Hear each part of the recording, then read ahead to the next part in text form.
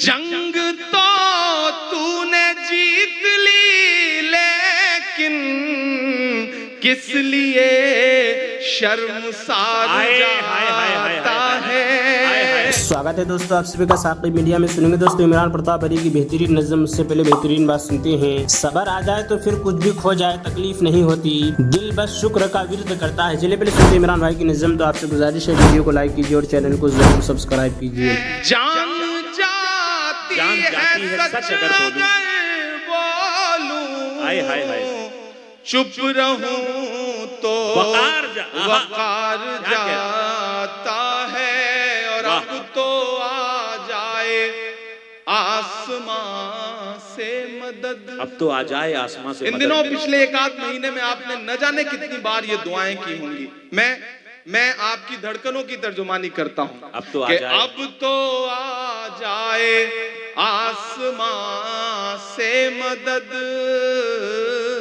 अब तो आ जाए आसमां से मदद, अब तो आ जाए आसमां से मदद, अब तो सब्रो करार जाता है। अब तो सब्रो करार जाता अब तो आ जाए आसमां से मदद है। अब और तो सब्रो करार धूल जाता है। उड़ती है आसमानों में। क्या मिसरा है, वाह वाह वाह वाह। धूल उड़ती है आसमानों में, धूल उड़ती है आसमानों में। फिर कोई शहसवार आए हाय हाय हाय हाय, क्या अच्छा है, किस रुख से मिसरा लगा दिया बाबा। शहसवार जाता, फिर कोई शहसवार जाता है। बहुत शानदार आप सुन रहे हैं। मैं गजल के कुछ शेर सुनाता हूँ। मैं गजलें नहीं पढ़ता हूँ, मैं नज़मों का शायर हूँ। लेकिन आज यहाँ पे अशफाक साहब, अशरफ साहब, बाकी सारे जो हमारे जिम्मेदारान हैं वो बहुत खूबसूरती से सुन रहे हैं मुशायरे को। तो मैं शायर दोस्तों की भी दुआएं मिले। और दुनिया की तमाम जालिम हुकूमतों के नाम मेरा एक शेर कि तेरी फिरौनियत भी देखेगी। दुआएं चाहता हूं कि तेरी फिरौनियत भी देखेगी, तेरी फिरौनियत भी देखेगी।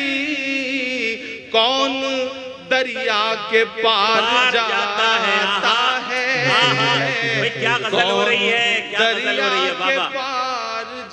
वाह वाह वाह वाह है कौन हाय हाय हाय, मुझको क्या गजल हो रही है भाई बाबा। पुकार जाता है, मेरा चैनो करार जाता है। बहुत शुक्रिया, बहुत अच्छा सुन रहे हैं आप। मैं थोड़ी देर के लिए आपको संजीदा करना चाहता हूँ। बहुत हंगामे में एक शेर के लिए मेरे दोस्त दीपक रूहानी साहब ने मुझे इस गजल का एक शेर याद दिलाया कि वो शेर भी पढ़िए। मैं वो शेर भी हाजिर कर देता हूँ कि कौन दरिया के पार जाता है। और एक पूरा मुल्क उस पे बरसते हुए बम, लेकिन उनका हौसला और उनका जज्बा।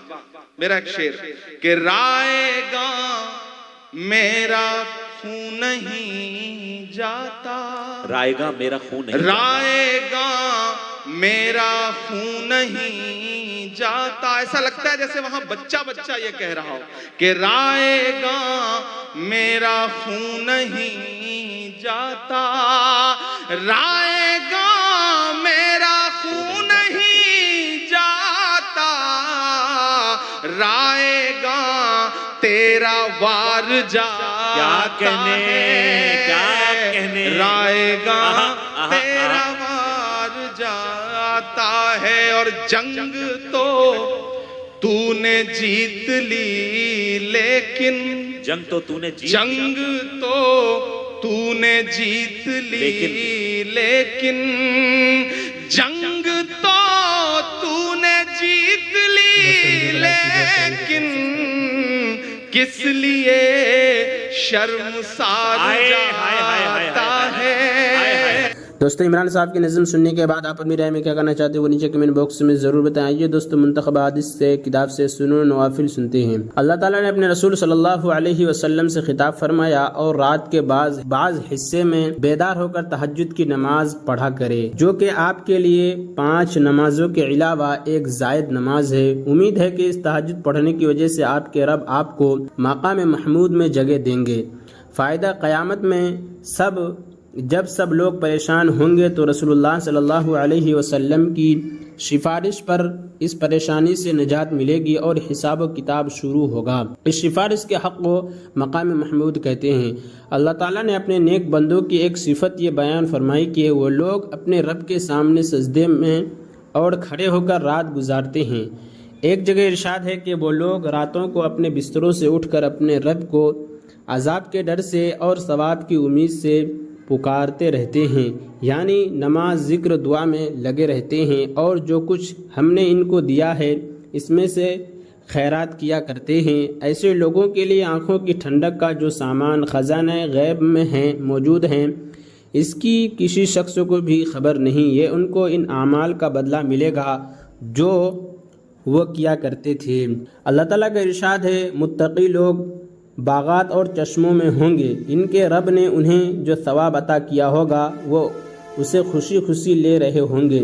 وہ لوگ اس سے پہلے یعنی دنیا میں نیکی کرنے والے تھے، وہ لوگ رات میں بہت ہی کم سویا کرتے تھے، یعنی رات کا اکثر حصہ عبادت میں مشغول رہتے تھے اور شب کے آخری حصہ میں استغفار کیا کرتے تھے۔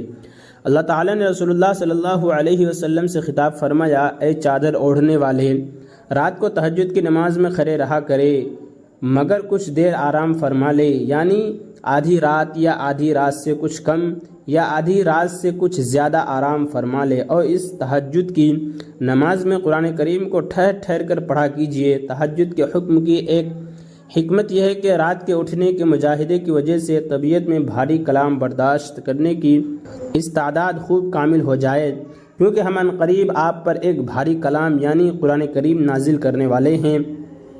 دوسری حکمت یہ ہے کہ رات کا اٹھنا نفس کو خوب کچلتا ہے اور اس وقت بات ٹھیک نکلتی ہے، یعنی قرات، ذکر اور دعا کے الفاظ خوب اطمینان سے ادا ہوتے ہیں اور ان اعمال میں جی لگتا ہے۔ تیسری حکمت یہ ہے کہ آپ کو دن میں بہت سے مشاغل رہتے ہیں جیسے تبلیغی مشغلہ، لہٰذا رات کا وقت تو اس یکسوئی کے ساتھ عبادت الہی کے لیے ہونی چاہیے۔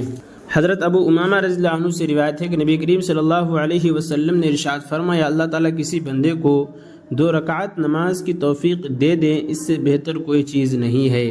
بندہ جب تک نماز میں مشغول رہتا ہے بھلائیاں اس کے سر پر بکھیر دی جاتی ہے اور بندے اللہ تعالیٰ کا قرب اس چیز سے بڑھ کر کسی اور چیز کے ذریعے حاصل نہیں کر سکتے جو خود اللہ تعالیٰ کی ذات سے نکلتی ہے، یعنی قرآن شریف۔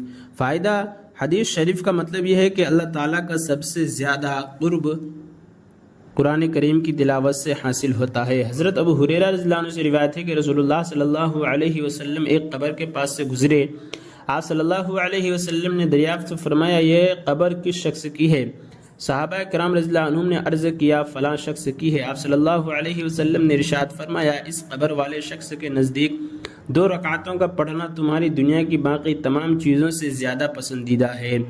فائدہ رسول اللہ صلی اللہ علیہ وسلم کے ارشاد کا مقصد یہ ہے کہ 2 رکعت کی قیمت تمام دنیا کے ساز و سامان سے زیادہ ہے، اس کا صحیح علم قبر میں پہنچ کر ہوگا۔ دوستو اسی ویڈیو کے لیے ہمارے اس پیارا سے چینل کو ضرور سبسکرائب کریں۔ ملتے ہیں اور دوسری ویڈیو کے ساتھ، جب تک کے لیے دیجیے مجھے اجازت اور اپنا خیال۔ آپ دیکھ رہے تھے ثاقب میڈیا اور میں آپ کے ساتھ محمد ثاقب۔ السلام علیکم ورحمۃ اللہ وبرکاتہ۔